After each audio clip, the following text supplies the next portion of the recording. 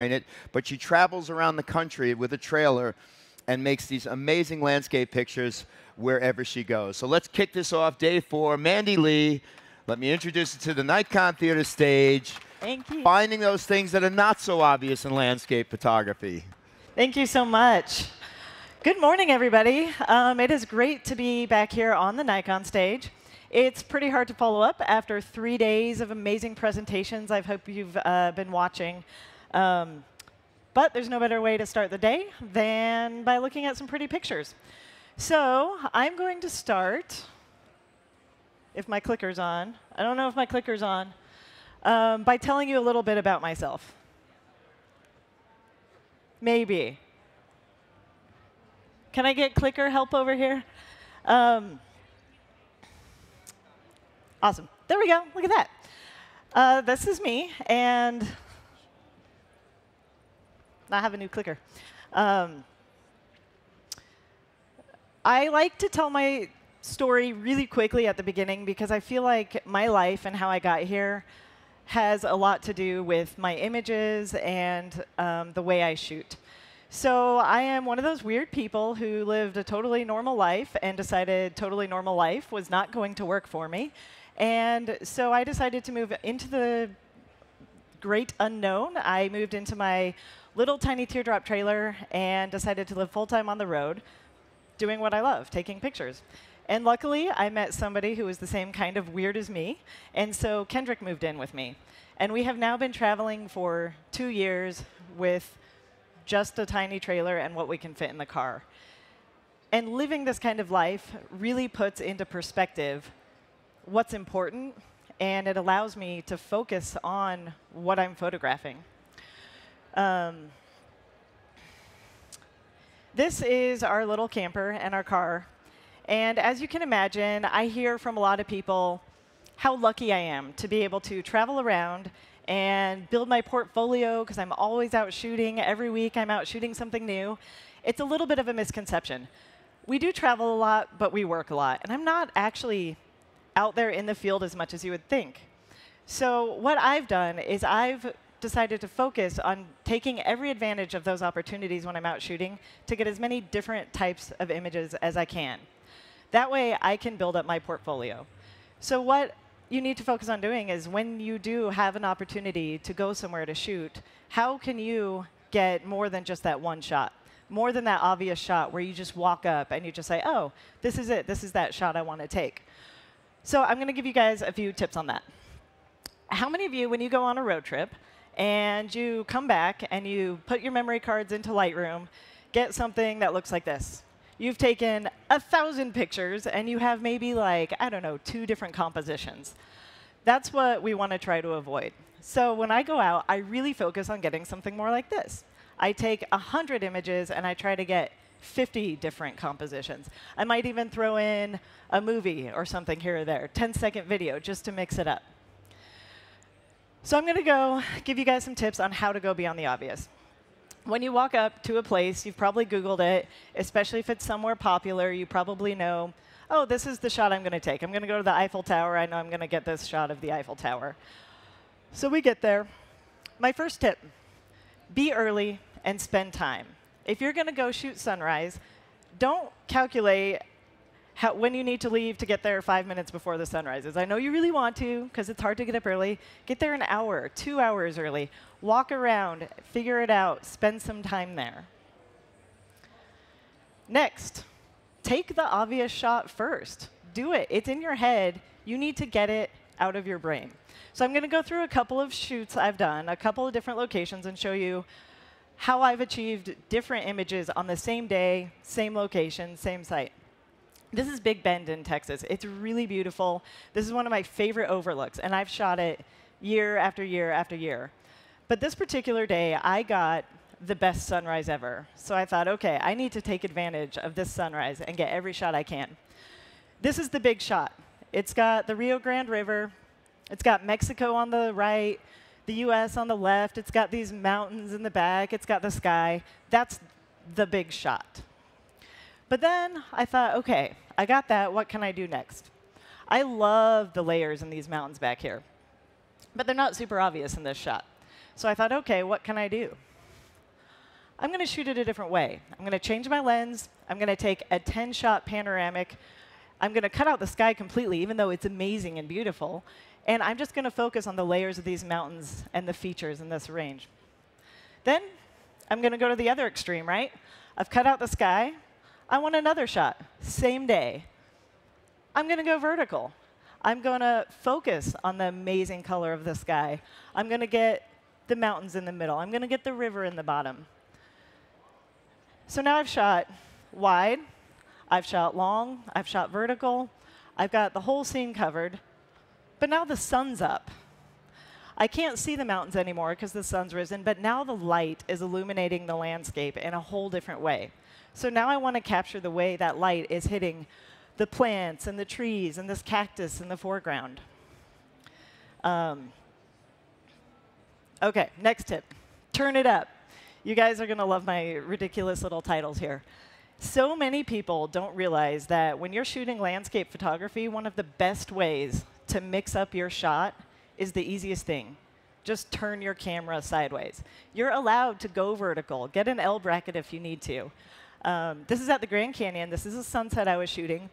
You know, beautiful mountains. I want to get this landscape, but the Grand Canyon has so much depth to it, if you will, that the best thing I could think to do was go vertical with it. Same spot, same sunset, two different images that I feel can stand completely on their own. Another spot I recently shot was Alaska. This is Portage Glacier.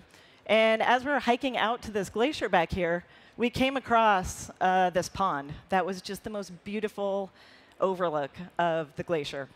My initial reaction is, OK, shoot it horizontal, get a little bit of the pond with the glacier in the background, because that's kind of my focus, and this just leads you back into it. I shoot that. I stand in the same exact spot, and I take the exact same shot vertically. And all of a sudden, the glacier is not your main focus. It's the rocks and the pond leading back into the glacier, which is almost a secondary thought. I shot it long so that the wind was blowing ripples in the water. And I shot a long exposure so that it would be really smooth and the texture and the contrast in the rocks would stand out. Next, cue the foreground. The foreground is something that is often an afterthought. When we're standing there looking at mountains or a canyon, we don't even think our eye might want something else to look at. Our eye might want a subject that it comes into, and that is always in the foreground. So the Grand Tetons is somewhere I shoot a lot, and this is one of my favorite playgrounds to experiment with. So this last year when we went to the Tetons, in the springtime, there's these amazing yellow flowers, and I thought, OK, I'm going to play with flowers this year. And I decided to shoot these flowers in all the different ways I could. So I have a lot of pictures of the mountains with the flowers in the foreground. What if it's not a picture of mountains with flowers? What if it's a picture of flowers with mountains? And the Grand Tetons have a very distinctive shape. And so I knew even if they were blurry, people would still know.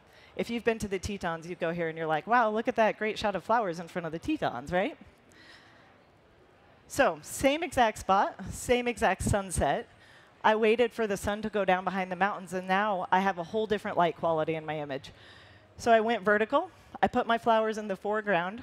They're no longer the main subject, but it is the first thing your eye goes to. Follows it back the path to the beautiful sunset behind the mountains. Now, this next shot is the same location, but I will say it was a different day, because I was not graced with beautiful clouds. And as every landscape photographer hates, it's a cloudless sunset. So I had to do something different, right? So I simply stepped back. The flowers are up ahead. I stepped back and I looked for something interesting that I could put in the sky. So I found these branches, put a rock in my foreground, gave you something to look at, and I shot the sunset that way. I found the same flowers. This is still the Tetons in front of water, which gives it a whole other quality. I like this image because it's almost like two different images to me. You've got the flowers, you've got the mountains. It seems like they could almost stand on their own, but they're together. So then I'm looking at foregrounds, and I think, OK, well, you can shoot reflections. You can shoot the mountain. That's the obvious thing to do. and we went to another lake, still in the Tetons. I shot this just with the reflection, and it was cool. It was a nice, beautiful shot. But then I thought, my eye needs something more. What am I going to do? I'm going to go vertical, and I'm going to put something interesting in the foreground, especially with water. This is a really fun thing to do if you have still, clear water, and you can see through it. A lot of times you'll find water with rocks of all different colors in the foreground. And that's a really great thing to focus on to lead your eye into the image. So now we know we can compose differently, get a lot of different shots doing that. We can put things in our foreground. The next thing we can do is our gear. Use all our lenses. Even the lenses you don't think are going to be the most obvious. You get away from the obvious shot by not using the obvious lens. So here's a really simple example of a time I did this. This is in Texas. It was springtime, and I found a field of these red poppies. And I thought they were so pretty, so of course, oh, there's a pretty flower. Obviously, I'm going to pull out my macro lens. I'm going to get down there. I'm going to take a picture of the flower. It's a pretty picture. It's a flower. It's nice. But then I think, OK, what else can I do? Well, this field of flowers is really close to me, but what if I pull out my telephoto lens? So I pull out my Nikon 70 to 200, and I get down low, and I look right at the flowers. I put it at f2.8 so that it's really shallow, and I can isolate this one flower sticking up here. And it gives me an entirely different feel, 2 minutes later. But then I see, of course, these bees bugging me. So I run, I put my macro lens back on, and I get the macro shot of the bee. And I'm like, OK, starting to get some different things here. What's the least obvious lens I can use to shoot flowers? Probably my wide-angle lens. So I pulled out my 14 to 24, my Nikon 14 to 24. I get down low. I feel like I break every rule of photography with this picture, and I love it. I'm down below the flowers, shooting them with a wide-angle lens, and I decide to put the sun right in the middle of my picture, because I am a sucker for lens flare and sunburst, and I loved the way it was illuminating the flowers from the back. It just shows all the color. So I really like this picture because of that. So now we've got our gear. We bring all our lenses. Use every one you can. Now we get our subject, and we're allowed to pose our subject. Just like in portrait photography, you get to tell your subject to pose how you want it to pose. I can do everything I can do to pose my scene. I want to preface this by saying, I do landscape photography because I can't paint, I can't draw, I'm a terrible artist, and this is my art. I can do art. It's not about documenting something exactly as it was. So in North Carolina, I was shooting these waterfalls. And the best thing about fall is the leaves and the colors. So if I want to show that it's fall in this picture, I obviously want my red and yellow leaves to be in the front. And so many people look at this picture and they say, oh, you cheated. You put that leaf there. Did I really cheat? I feel like I would have done myself an injustice if I had not brushed off the dead brown leaves off that log that were distracting and put this beautiful leaf here, because that's my piece of art, and that's the way I want it to look. Now, I will also say, don't go into the forest with a chainsaw. Don't go cutting down anything alive. Don't change that. But if it's a matter of moving a dead branch or dead leaves, then I absolutely think you should do everything you can to create the piece of art you have in your head. Again, back at the Grand Tetons. Really popular place to shoot. I've photographed this spot so many times. And again, I had no clouds this day. It was pretty, but it was boring. So to make it more interesting, I think, well, I could turn my camera vertical, and I could wait for a fish to jump. Or I could speed up the process a little bit, and I could just toss a pebble in there and give your eyes something interesting, some action. And so this ended up being my favorite image of that day. The only thing that bugged me about it was that where I tossed this pebble, because I don't have a very good arm, and the action and the subject is so far away from my mountain. And that bothered me. So I just took it into Photoshop, and I made it the image I wanted. I took my little ripples, and I just moved them up. And I created this. It's not the same proportions. It's different, but it's my piece of art. And I really like how it all just comes together. The action of the ripples, the stillness of the mist coming off the lake with the sun kissing the mountain. And we're totally allowed to do that. It's all in the timing. If you are on a quick road trip and you're going somewhere really pretty, say you have one day somewhere, I encourage you to go out several times within that 24-hour period and shoot. As a landscape photographer, there's 4 main times of the day to me. You've got your sunrise, you've got the middle of the day, you've got sunset, and the middle of the night with stars, right?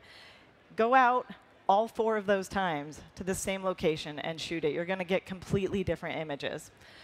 So this is in Georgia, a place called Driftwood Beach. It's a beach with all kinds of driftwood constantly moving around. It flows in and out. And Kendrick and I found this kind of by chance. We were visiting somewhere else and drove by it, and we stopped right before sunset. And I said, oh my gosh, we have to go shoot this. So we go out, and there's this tree there, and it's obviously the biggest, most grand tree. It's the obvious shot. And it's sunset, and it's beautiful. So I shoot that first. And then I think, OK, Mandy, got to mix it up, right? So I go looking for other types of driftwood that I like. I shoot a long exposure to make the water really smooth so that it'll make the texture in the driftwood really stand out. And I put it really close in the foreground, and I create something totally different than the last image. I also have in my head all this driftwood looks really great with the contrast, and I knew I wanted a black and white image. So I shot this. I shot it raw in color and everything, but I knew I was going to make it black and white. So I got all these obvious shots out of my head. And then I said, you know what? I love this place. I have to shoot it at sunrise. So we took our little camper to the nearest 24-hour truck stop. We spent the night, and we came back a few hours later, just before sunrise. And I went back to that tree, because, man, it was an amazing tree. And this is during a time they call first light, which is actually right before sunrise, when the sky starts to light up, but the sun hasn't come over the horizon yet. It's one of my favorite times because the sky is amazing. The sky lights up, and you can still see the moon setting because the sun hasn't risen yet, and so the sky's not washed out. So this ended up being, I mean, one of my favorite shots. The sun hasn't even risen yet. But then the sun's going to rise, and I'm like, OK, Mandy, you got like 1,000 shots of this tree. You need to go somewhere else for the moment that sun comes up. Now, there's a lot of apps on your phone you can use to figure out exactly where the sun is going to rise. So I figured it out, and I found some wood that I knew would frame exactly where that sun was going to come up. And these are all on the same, all 5 of those images were taken within, well, less than 24 hours. And I feel like they are 5 images that each stand on their own very well, or as a group, they work really well together, too, to tell the story of this place. The taste is in the seasonings. I told you guys, I got really creative with my titles. If you have somewhere close by or somewhere you visit every year, I really encourage you to shoot in every different season. The mountain will always be there, but it's going to look different every single time you visit. This is the Maroon Bells in Colorado, a place I go a couple times a year, every year. And every picture I get is completely unique, even though the mountains haven't moved at all. So this is this most recent fall, actually. And it's very popular because there's these aspen trees that turn yellow and orange and red. And this particular fall was unfortunate because the lake was very low. So I was not able to get the entire mountain in the reflection. So I composed it to where you can just see the reflection of the trees and the beautiful sunrise of the mountains. A previous fall I had shot it. You can see the lake was completely full. I was able to get the whole reflection. The trees look a little different depending on what week you go, and it had recently snowed, so there's snow on the mountains. And that's just every year I go back, it looks completely different. But then I think, OK, I need it in another season. So I went back in the winter. You can't see the water in the winter. It's covered by ice and snow. So you're no longer focusing on that reflection, but you are focusing on all the snow on the peaks.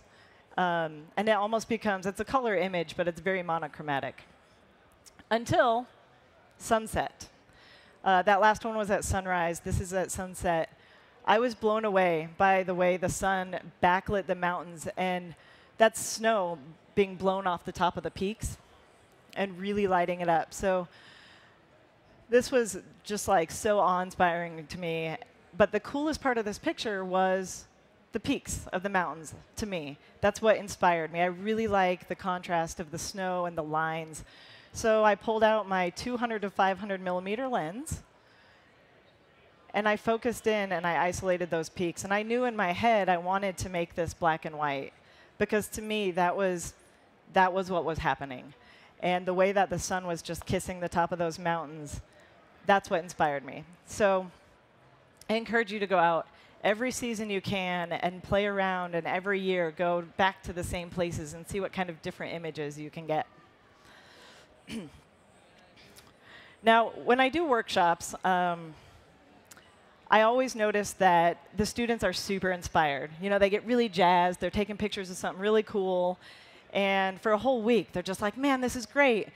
And then they go home, and they go back to their real life, and they only pick up their camera once a week. And then they pick it up once a month. And then they've forgotten everything I taught them like 2 seconds ago. And they always tell me, well, I'm not in the Grand Tetons. I'm not in Colorado. And it's OK. So we need to focus on ways that, you know, you might live in a city, but that doesn't mean you can't practice your landscape photography. I lived in Austin, Texas for 10 years before I hit the road. And so I was plagued with, how am I going to practice this art? The first thing I had to do was define what a landscape photo was. Do I have to be in the Grand Tetons? Or is pictures of flowers in my garden good enough? Is the texture on and pattern on a snail something I can practice on? You know, can I look at a fence in the trees? And yes, you can. And once you accept that fact, your world will start to open up. So I think, OK, I live in Austin. I don't have a garden. Where am I going to go? Google it.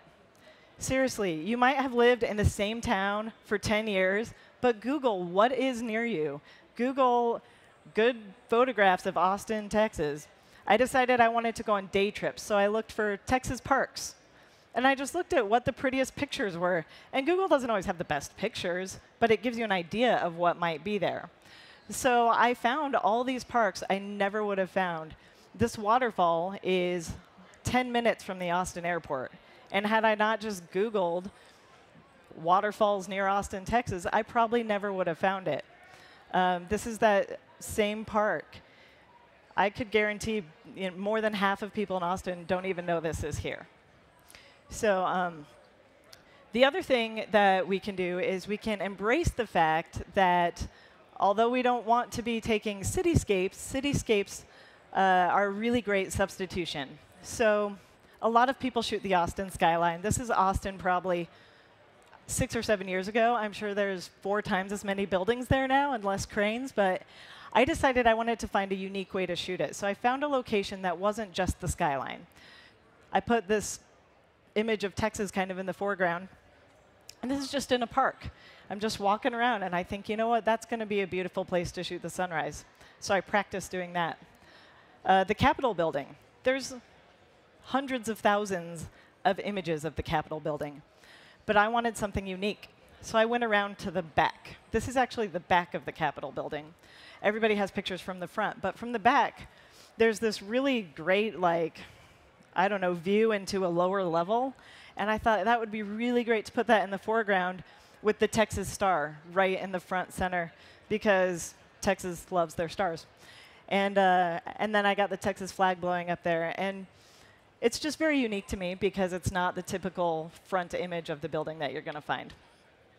And this is something that's very touristy. So then I realized, you know what? A great way to practice photography in your own town is to become a tourist in your own town. I would have people come visit me and say, I want to go to the Capitol building. And I'm like, why? I've never been there. And then it wasn't until I started playing that tourist that that happened. So another story is the first time I met Kendrick. I grew up in Colorado. I grew up in Rocky Mountain National Park. But when I was a kid, I wasn't a photographer. I didn't take any good pictures then. And I realized I grew up here, and I've never really photographed it. So the first week we met, I said, we're going to go shoot Rocky Mountain National Park. And we went out for a whole day. And this is a lake you can drive to. And I had never photographed it. And I made Kendrick just be a subject for me, because I like to get weird sometimes.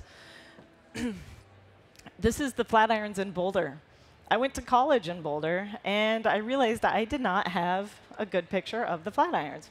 So I made him go with me after sunset. I don't know what time it was after it got dark, but and shoot the Flatirons.